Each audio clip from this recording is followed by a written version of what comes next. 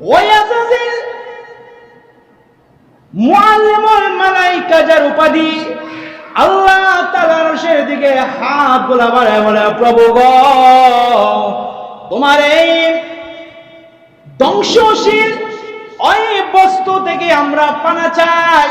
এমনকি সমস্ত ফেরেশতার জন্য আযাজিল দোয়া করছে, আল্লাহ তাআলা ওই আযাজিলের দোয়াগুলা কবুল করে নেন। সুবহানাল্লাহ। সে কিন্তু ফেরেশতা, এই যে খুব মনে রাখবেন, পয়েন্ট মনে রাখবেন, সে কিন্তু ফেরেশতা, সে কিন্তু সমস্ত ফেরেশতার জন্য কি করছে? দোয়া করছে আল্লাহ যেন এই লানত থেকে সমস্ত ফেরেশতাকে হেফাজত করে। সে কিন্তু নিজের জন্য করছে না, এ ভুলেই গেছে ফেরেশতা না। শেষ পর্যন্ত আল্লাহ তাআলা বললেন, ও আমার ফেরেশতারা, সকলকে একত্রিত করে বললেন, আমি জমিনের মধ্যে আমার একজন প্রতিনিধি সৃষ্টি করতে চাই, খলিফা সৃষ্টি করতে চাই। আল্লাহ তাআলা বললেন যে, ওয়া ইযা ক্বালা রাব্বুকা লিল মালাইকাতি ইন্নী জাইলুন ফিল আরদি খলিফা। আল্লাহ বলেন, ও আমার ফেরেশতারা, আমি তো ইন্নী জাইলুন ফিল আরদি খলিফা, আমি আমার জমিনের মধ্যে কি করতে চাই?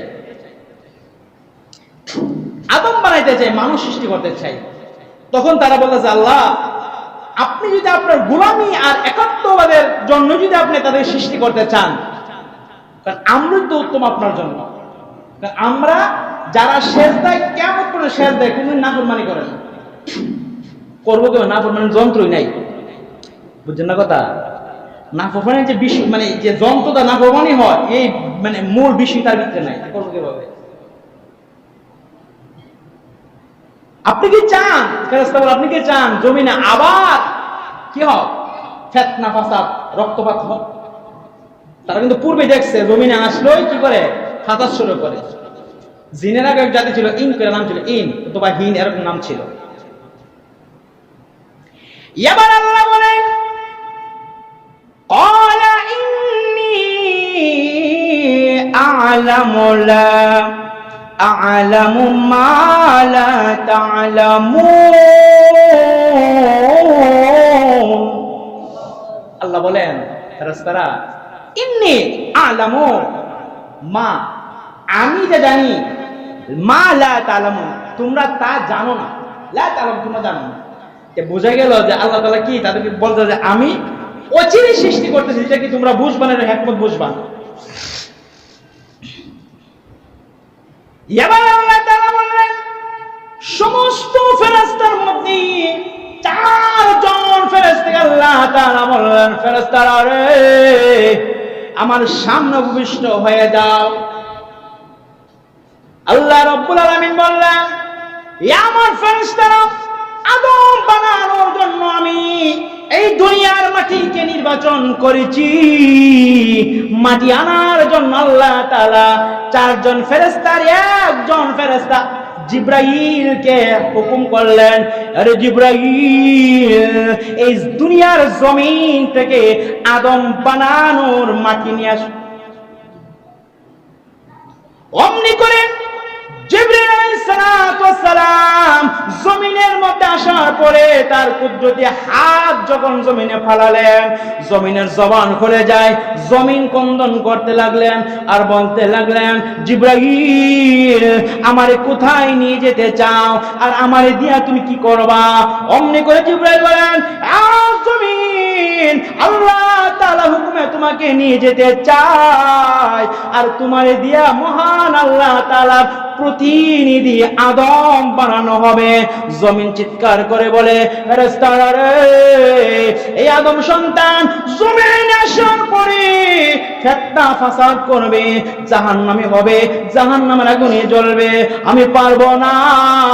এই শরীরে মাটি হইয়া তাদের শরীরে যাইয়া জাহান্নামের আগুন বরদাস্ত করতে পারবো না। সুতরাং আল্লাহ তাআলাকে বলবা আমাকে যেন ক্ষমা করে দেন। জিবরাইল আলাইহিস সালাম এই জমিনের কথা শুনিয়া বড় মায়া লেগে যায়, সে মাটি না লইয়া আল্লাহ তাআলার দরবারে ফিরে যায়। মায়া। অমনি করে আল্লাহ তাআলা বললেন, হ্যাঁ জিবরাইল, কেন মাটি আনতে পারলাম না? জিবরাইল বললেন, মালিক, ওই জমিন আপনার দোহাই দিয়া আমার কাছে ক্ষমা চাই, আমার বড় মায়া লাগে প্রভু গো, এই জন্য আমি আনতে পারি নাই। আল্লাহ রাব্বুল আলামিন ইতিমধ্যে মিকাইলকে আবার প্রেরণ করলেন, মিকাইল জমিন থেকে মাটি নিয়ে আসো। মিকাইল যখন মাটি স্পর্শ করবেন, অমনি করে পূর্বের নেই মাটি ওই মিকাইলের কাছে আর্তনাদ শুরু করে দিলেন, মিকাইল আমারে নিয়ে যাও না, আমারে যদি নিয়ে যাও ওই আদম সন্তান যদি আমার দিয়ে বানায় আমি তার শরীর হয়ে যাব, তথাপি তারা গুনাহ করবে, অন্যায় করবে, জাহান্নামে যাবে, আমি জাহান্নামের আগুন বরদাস্ত করতে পারবো না। আরে মিকাইল, আল্লাহ তাআলাকে গিয়ে বলো আমাকে যেন ক্ষমা করে দেয়। মিকাইল চলে গেল, আনতে পারলাম না, কোন মায়া লাগছে, আনতে পারছে।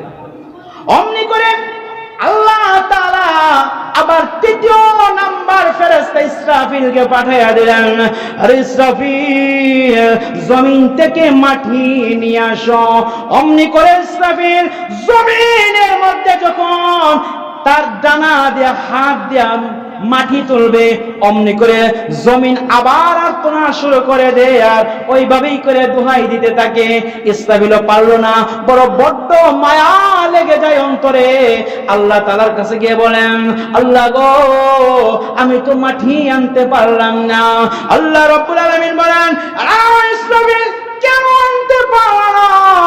অমনি করে ইসরাফিল বলে, আল্লাহ জমিনের আর্তনাদ শুনে আমার হৃদয় গলে যে মানতে পারি নাই।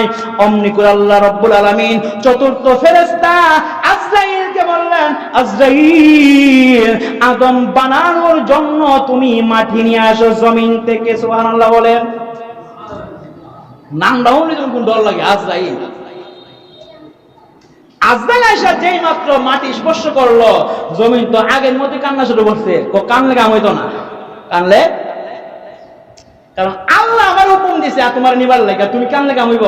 আল্লাহর হুকুম ফরজ, তোমার কানলে আমার যায় আসে না। অমনি করে আজরাইল পৃথিবীর আনাচে কানাচে দেখি লাল বর্ণ মাটি, কালা বর্ণ মাটি, সাদা বর্ণ মাটি, বাদামি মাটি, বিভিন্ন স্থান থেকে বিভিন্ন মাটি নিয়েছে, শক্ত মাটি নিয়েছে, নরম মাটি নিয়েছে। ওই মাটিগুলো নিয়ে আল্লাহ রাব্বুল আলামিন মহান পরওয়ারদিগার আলমের দরবারে হাজিরা দে। আল্লাহ রাব্বুল আলামিন বলেন, আজরাইল কোনো বাধা কি হয় নাই মাটি আনার জন্য? আজরাইল বলেন, ও আল্লাহ তাআলা, মাটি বড় আর্তনাদ করেছে কিন্তু আমার হৃদয় গলে নাই, কারণ আপনার হুকুমে আমি মওজুদ রয়েছে। সুবহানাল্লাহ। তুমি তোমার কাছে আমি সন্তুষ্টি এবং সন্তুষ্ট হয়ে তোমাকে একটা দায়িত্ব দিলাম, চাই এই আদম সন্তানের মাটি থেকে তুমি আনছো এবং তাদেরকে কবজ করার জন্য, রূহ কবজ করার জন্য তোমারই দায়িত্ব দেয়। আজকে তোমার নাম মালাকুল মউত। বলুন সুবহানাল্লাহ। আল্লাহ আমারে দিয়েছেন দায়িত্বটা, আমি যদি মানুষে নিয়ে আসি মৃত্যু দিয়া, তাহলে মানুষ কইব আজরাইলকে মানুষ ঘৃণার চোখে দেখবে, এ জায়মাদের সমস্যা। না, আমি এমন একটা পথ অবলম্বন করব, মানুষ বলবে যে রোড অ্যাক্সিডেন্টে মারা গেছে, বসন্ত রোগে মারা গেছে, কলেরা হয়ে মারা গেছে, কয় না, প্রচন্ড জ্বরের কারণে তার কি হয়েছে, কত কিছু হয় না, কি জ্বর যে বুঝলে গেছি আমি, ম্যালেরিয়া আর কত কিছু রোগে মারা গেছে। কেউ কি আজরাইল মারা গেছে শুনছেন জীবনে?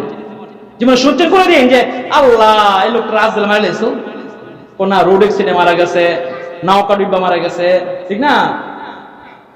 তাইলে ইনশাআল্লাহ রাজি, তাহলে আল্লাহ এটা গ্রহণ করলো আর কি। আল্লাহ তাআলা এই মাটিটা অনেক কালার, কিন্তু কালা, সাদা, লাল, বাদা বিভিন্ন, দেখবেন মানুষ এক কালারের না, বিভিন্ন কালার। মানুষ এক কালারের, আমরা এখানে ক কালারের মানুষ আছি, কালা, সাদা, শ্যামবর্ণ, ঠিক না? এই জন্য মাটি ভিন্নতার কারণে মানুষ কি হয়েছে, ভিন্ন ভিন্ন হয়েছে। মেজাজকে এক না দুই রকম, কারো মেজাজ ঠান্ডা নরম, আবার কেউ কথাই কম করে ফাল দাও রে তো দল্লিকে আমারে স্যার দেখবো দে উস্তা করে আসেনি বন্ধু। এই জন্য হয়েছে আর কি, এবার আল্লাহ তাআলা জমিন থেকে আজরাইলের মাধ্যমে এঁটেল মাটিগুলা বাছাই করেছেন। এঁটেল মাটি আমার পানের ভাইরা, ওই এঁটেল মাটি গুলারে রাখছে জমিনের কাবাগর এক জায়গায় রাখছেন, কাবাগরের পাশাপাশি এক জায়গায় রাখছে। রাখার পরে এটার মধ্যে 40 বছর লাগাতার বৃষ্টি দিচ্ছে। কয় বছর? 40 বছর লাগাতার বৃষ্টি দেওয়ার কারণে এটা কি একবার কাদা মাটি হয়ে গেছে। ওনার শক্ত নরম নাই, যে মিশ্রিত হয়ে কিছে কাদা তুলতুলে নরম মাটি হয়েছে, মানে কায়া হয়েছে, কাই হয়েছে কাই। এবার কাই বানানোর পরে আল্লাহ তাআলা এটার একটা আল্লাহর কুদরতি নিদর্শন দিয়া আল্লাহ তাআলা এমন একটা বুড়ি বানাইছে যেটা লম্বা 60 হাত মতন ধরে 60 গজ, 60 হাত লম্বা আর 7 হাত প্রশস্ত একটা মূর্তি বানাইছে। বানানোর পরে এবার এটারে আবার 40 বছর এটার মধ্যে কি সূর্য লাগাইছে। কত বছর? 40 কিন্তু বৃষ্টি হয়েছে, আবার 40 কি করছে? সূর্য। সূর্য লাগানোর পর এটা কি একবার ঠন ঠন আওয়াজ ধরে। কি ধরে? দেখবেন আমরা মাটির পাতিল আছে না, যেটা আমরা ব্রাহ্মণবাড়ির ফাইলা গো ফাইলা, এসব ফাইলা দেখবেন টুনির ঠন ঠন আওয়াজ ধরে, ধরে না? আল্লাহ বলেন খালাকাল ইনসানা মিন সালসালিন কাল ফাখার।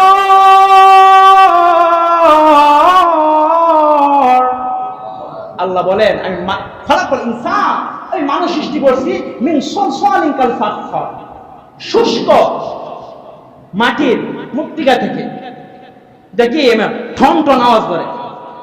এবার আল্লাহ তাআলা 40 বছর কি করলেন? বৃষ্টি দিলেন। আবার মূর্তি মানে 40 বছর কি দিলেন? রৌদ্র দিলেন। এবার এটাকে জান্নাতে নিয়ে আরশে আজিমে নিচে 40,000 বছর 40 বছর আবার কি করলেন? রাখা দিলেন। রাখার পরে ওই যে ফেরেশতারা যারা দেখে কি আল্লাহ মনে আপনি কথা প্রতিনিধি বানাইবো, আল্লাহ প্রতিনিধি বানাইবো, কেমন দেখতে দিকে দিকে এটি প্রতিনিধি। ওই যে মিস্টার আজাজিল মনে আছে নি, ফেরেশতাদের লিডার, কিন্তু ফেরেশতা না, কিন্তু জিনের বাচ্চা। এই কো চিন্তা করছো, আমি আগুনের তৈরি, আমার বাহ্যিক ভাবে আমার স্বভাবই হলো উপরে ওঠা, আর মাটির স্বভাব নিচে নামা। অতএব আমি তার থেকে উত্তম, অথচ আমারে খলিফা না বানায়া এই মাটির মূর্তির খলিফা বানাইব। বিকতে শুরু হয়েছে গেল, আমার কুবুদ্ধি শুরু হয়েছে। সকল ফেরেশতা ঘুরে ঘুরে দেখে এটারে 40 বছর করে নিচ্ছে, তো মূর্তি এবারে নিচ্ছে, নড়াচড়া নাই, ঠন ঠন আওয়াজ ধরে ধরল। ফেরেশতারা ঘুরে ঘুরে দেখে। আর ইবলিশ তো ইবলিশ, হে কি করছে? মুগদা ভিতরে ঢুকে গেছে, মুগদা ভিতরে ঢুকিয়া সব দিকা দিকা পিছনটা বাড়িছে। এমনকি কোন রেওয়াজ আছে থুতু মারছে, নাউজুবিল্লাহ। এরপরে 40 বছর শেষ হন, কত 120 বছর, কিন্তু মনে আছে নি? 40-এর মাটি কি করলো? কাদা মাটি বানাইলো। আবার 40-এ রদ দিয়ে দিয়েছে নাকি ঠন ঠন বানাইছে। 40 রেখে দিল কি আরশের নিচে বা জান্নাতের মধ্যে রেখে দিচ্ছে আর কি। 120 বছর পরে আল্লাহ তাআলা তাকে রূহ ফুঁকে দিবেন। যেই মাত্র লম্বা চড়া ঘটনা সব বলন যেত না, শার্প পয়েন্ট আছে, যখন রূহ দিবেন মাথার মধ্যে রাখছেন, মাথা সচল হয়ে উঠছে, বুড়ি কিন্তু নচল, মাথা সচল হয়েছে, তাকাইছেন। এভাবে প্রত্যেকটা অঙ্গ প্রত্যঙ্গ রূহ পুরোপুরি প্রবেশ করছে, তার সমস্ত বডি সচল হয়েছে, হাত পা নাড়াচাড়া করে, উঠলো, ওইটা বলে হাসি দিছে। দেখবেন হাসি দিলে শরীর কি ফাটলো না বাড়িও কয়তারিন নেই। বিজ্ঞানিকের ডাক্তারের বাসায় একবার হাসি দিয়ে 3000 জীবন হইল। এই জন্য কারো যদি মানে খানার সময় হাসিও অনেক সময় তার উচিত হলো সে কি করা, কুলি করে আবার খানা খাওয়া। কারণ জীবাণুগুলা কি কুলি করে আবার খানা খাওয়া শুরু করবে, এটা খুব মনে রাখেন। আমার বন্ধুরা, যেমনি করে আল্লাহ তাআলা মহান পরওয়ারদিগার আলম রূহ ফুঁকে দেওয়ার পরে আদম এবার সচল হয়ে বলেন আলহামদুলিল্লাহ। হাসি দিয়েছেন, হাসি দেওয়ার পরে বলে আলহামদুলিল্লাহ। আল্লাহ রাব্বুল আলামিন বলেন ইয়ারহামুকাল্লাহ। আমার প্রাণের ভাইয়েরা, এজন্য যদি কোনো বান্দা হাসি দিয়ে আমরা কি বলি? আলহামদুলিল্লাহ বললে সুন্নাহ। কেউ যদি আলহামদুলিল্লাহ শব্দটা কানে শ্রবণ করে তার বলতে হবে ইয়ারহামুকাল্লাহ, এটা ওয়াজিব। এজন্য মনে রাখবেন, যদি আলেম সমাজে দূরে করে সমস্যা হবে না, মানুষ তো জানে না। হাসি দিলে আলহামদুলিল্লাহ আসতে বললে ভালো হয়, জোরে বললে যে শুনবে সে কিন্তু ইয়ারহামুকাল্লাহ বলতে হবে, না হলে কিন্তু ওয়াজিবের গুনাহ তর করব। এবার আদমকে বানাইছে রা আল্লাহ তাআলা বানাইছে রে ফেরেশতারা তোমরা এই বস্তুগুলোর নাম বলতেন। আল্লাহ আমরা জানি না। আল্লাহ আদমকে সৃষ্টি করে আগে শিক্ষা দিচ্ছেন। আরে কি হচ্ছেন? শিক্ষা দিচ্ছেন, আছে না? আর-রহমানু আল্লামাল কুরআন।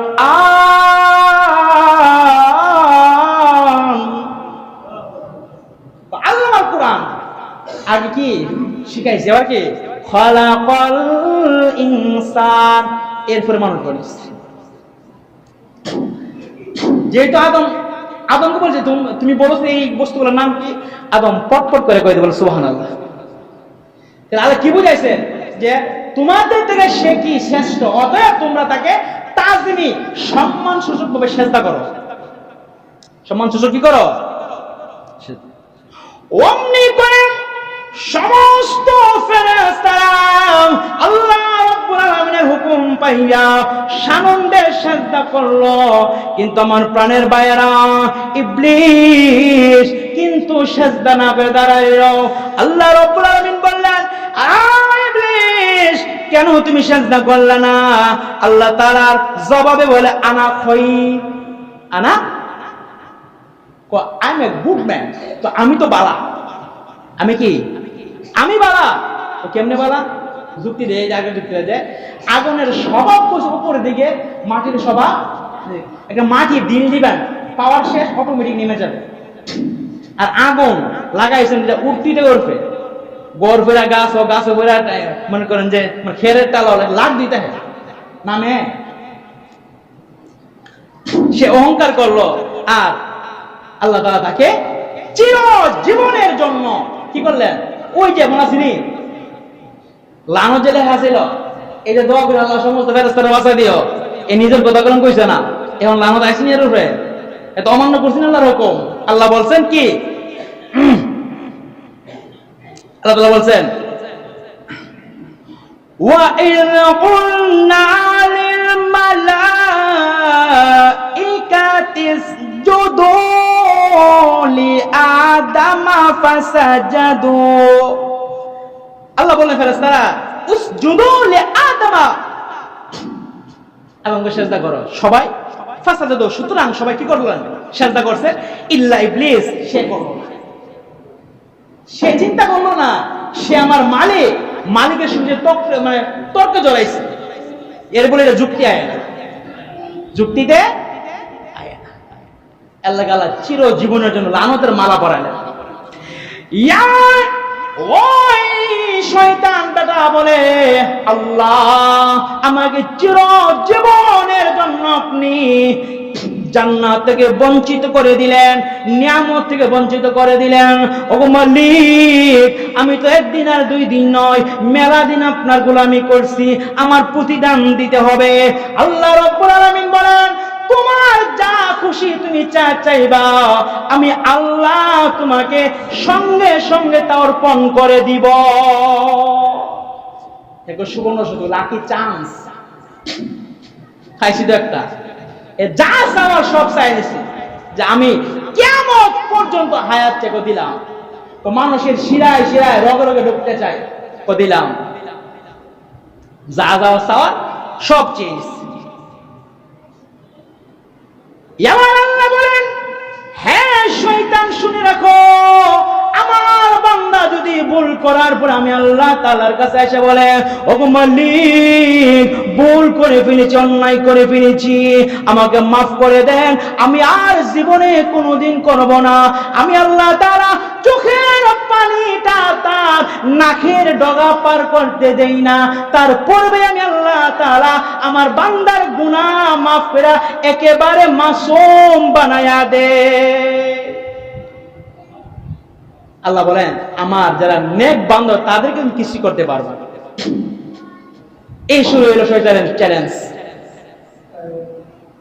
আমার ভাইরা, শেষ পর্যন্ত সে বিতাড়িত হয়ে গেল। আল্লাহ তাআলা আদমকে এবার জান্নাতুল ফেরদাউস, সবচেয়ে উচ্চ মাকামের জান্নাতে তাকে প্রবেশ করলেন। বলে আলহামদুলিল্লাহ। আমার ভাইরা, ইয়া রব, ওই জান্নাতের ভিতরে ঢুকে ঢুকি সব কিছু দেখতে লাগলেন, অবলোকন করতে লাগলেন। আল্লাহু আকবার, কোনো কিছুর অভাব নাই, কিন্তু তারপরও কেন জানি নিজেকে শূন্য শূন্য লাগে। যা বুঝবেন কেন জানি না, একটা উদাহরণ দিলে বুঝবেন। যারা বিবাহিত আছেন দেখবেন, ওয়াইফ যদি কোনোদিন মানে বাপের বাড়ি যায় একদিন বা 2 দিন বা 3 দিনের লেগিয়া, আপনি জান না কোন কারণে আর কি, দেখবেন খাট, সোফা, আলমারি, ড্রেসিং টেবিল সবই আছে, কড়াইয়া, ডেক, ফাতিল, চুলা সব আছে, খাওয়ানো মজুদ, কিন্তু এরপরে কি দিনে নাই লাগে কেমন আপনারা দেখবেন এই বিড়ি না থাকলে কেমন কেমন লাগে, ভাল লাগে না। সবই আছে কিন্তু কেমন কেমন চিকা ভাল লাগে না, ভাল লাগে না।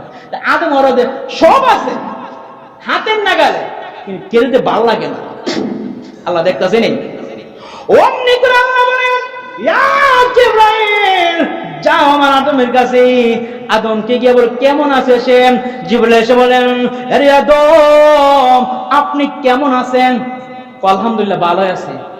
ও সবই ঠিক আছে আলহামদুলিল্লাহ, কোনো কিছুর অভাব নেই, কিন্তু এরপরও আবার কেমন সঙ্গে সঙ্গে লাগে। জিবরাইল বলেন, ওগো আদম, টেনশন করেন না, আল্লাহ রাব্বুল আলামিন এই বিষয়টাকে মীমাংসা করার জন্য আমাকে প্রেরণ করেছেন। অচিরে আপনি শূন্যতা অনুভব আর করবেন না। আমার প্রাণের ভাইরা, আদম পয়গম্বর যে মাত্র ঘুমে চলে গেলেন, ফজরের আগ মুহূর্ত সময় অমনি করে জিবরাইল আইসা আদমের বাম পাশের একটা হাড় বাইর করলেন, পাজরের বাম পাজরের একটা হাড়, এ সুতা না বাঁকা, নেই বাঁকা হাড় বাইর করছে। বাইর করে সেটা গুস্ত লাগে, গুস্ত লাগে আল্লাহর কুদরতে। ফু দেওয়ার পরে এটা সুন্দরী জামিলা স্নিগ্ধ এক নারীতে পরিণত করলেন। আলহামদুলিল্লাহ। তার নাম হলো আমাদের মা হাওয়া আলাইহিস সালাম। এত সুন্দর ছিলেন, হ্যাঁ, পৃথিবীর মধ্যে আর এত সুন্দর নারী আল্লাহ বানান নাই। সুবহানাল্লাহ বলে। ঘুম থেকে উঠে দিকে আল্লাহু আকবার, এটা কি জীবনে আর কোনোদিন দেখি নাই। তুমি কে? আমি নারী। দীক্ষা তো হতকুমারী, এত সুন্দর। এবার দেখা যাক কেমন যে দিলেন, একটু প্রশান্তি লোক হয়ে যাচ্ছে। আলহামদুলিল্লাহ বলেন। আল্লাহ। আমার প্রাণের ভাই, অমনি করে আদমের হাত হাওয়ার দিকে অমনি করে অটোমেটিক চলে যায়। আল্লাহ বলেন, আদম উসকো থেমে যাও। এমনি ধরন যেত না, নিকা পড়ান, বিয়া পড়ান লাগবো। ও বিয়া শেষ পর্যন্ত বিয়া হয়েছে। বিয়া হওয়ার পরেও ধরতে গল, ধরন যেত না। কেন? মহারানা আদায় করো, মহারানা আদায় করো। আদম পয়গম্বর বলেন, হ্যাঁ রব্বুল আলামিন, কি আমার কাছে তো কিছুই নাই, কি দিয়ে মোহর আদায় করব? আল্লাহ রব্বুল আলামিন বলেন, আরে আদম, আমার হাবিবের উপরে, আখিরি জামানার নবীর উপরে কয়েকবার দুরূদ পড়লে তোমার মোহরানা আদায় হয়ে যাবে। সুবহানাল্লাহ। আমার নবীর উপরে দুরূদ পড়লে কি করবে? মোহর আদায় হবে। সুবহানাল্লাহ। আর সেই নবীর উম্মত আমরা নিয়ে নামাজ জানে করি না, আমরা কিতা কই, শুধু নামাজ যখন পাই না, আর হালাল সুদ্রা ছাড়তাই না, সবই করি ইনশাল্লাহ।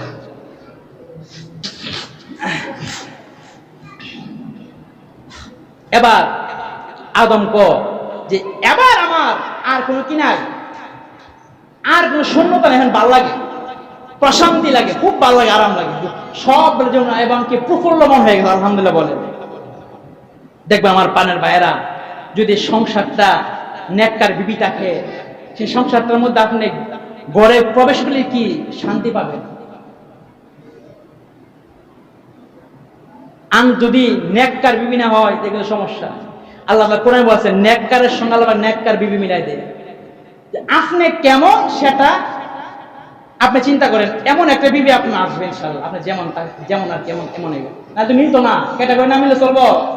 হাদিসের রাসূল কি কুফু মিলিয়ে বিয়ে দিও, কুফু মানে তোমরা যে স্ট্যাটাস নিয়ে বসবাস করো এমন স্ট্যাটাসে বিয়ে শাদী কইরো বা দিও, এর সমস্যা হইতো না। মহিলাদের একটু সমস্যা থাকবো, কারণ এটা বানাইছে কি দিয়া বলেন তো, বাঁকা হার দিয়া একটু বাঁকা তো থাকবো। আপনি বালা কথা জানি না, পারতাম না, অথচ সবই করবো, সবই জানে।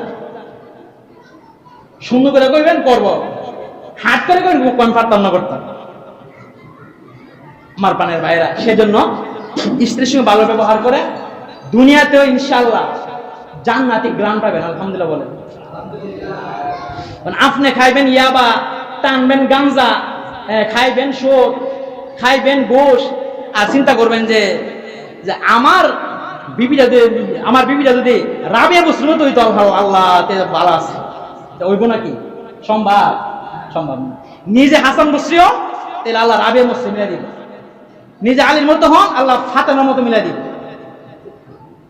যা একবার যে কথাটা বলছিলাম, এবার আল্লাহ বলছেন যে আদম এই জান্নাতে ঢুকাইছি, তোমার সব দিয়েছি, এবার তুমি থাকো সুখে শান্তি দাও, কিন্তু একটা শর্ত আছে। আল্লাহ বলে একটা শর্ত কি, ওয়ালা তাকরাবা হাদিহি শাজারা।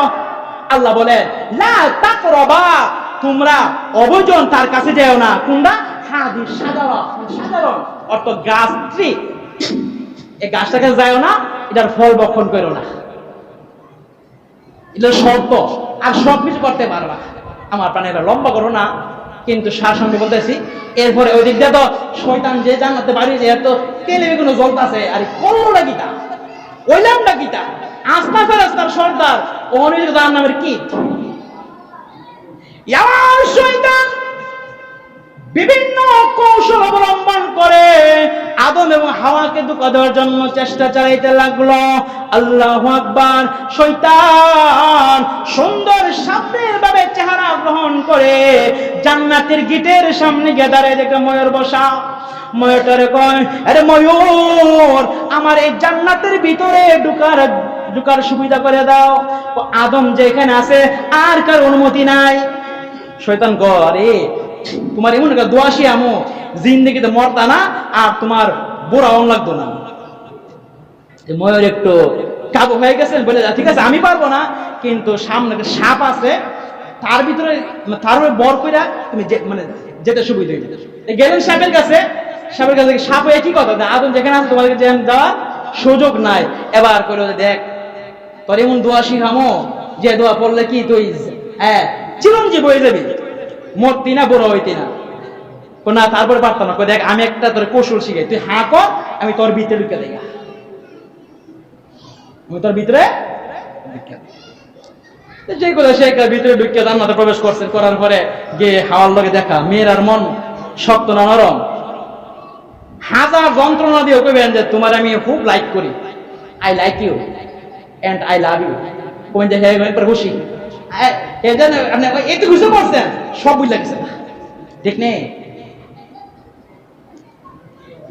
হাওয়ার কাছে এই শয়তান অত্যন্ত সুন্দর সাপের চেহারা নিয়ে, সুন্দর পোশাক নিয়ে হারা গিয়ে বলে, এমন কান্না শুরু করছে। হাওয়া আলাইহিস সালাম বললেন, এরে পথিক, এমন করে কে কান্দ? তোমাদের দুঃখে কান্দ, তোমাদের দুঃখে কান্দ।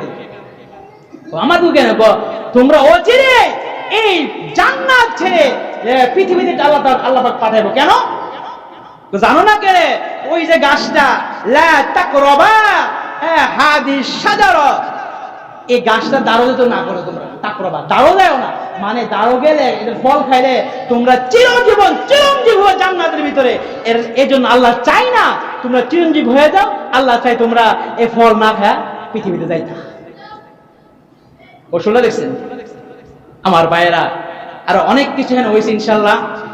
আজকে এখানে রাখলাম, ধারাবাহিক ইনশাল্লাহ আলোচনা হবে এখান থেকে সেটা করে আমাদের নবী শেষ পর্যন্ত কি হয়েছে একবার নবীর এন্তেকাল পর্যন্ত আলোচনা করবো ইনশাল্লাহ।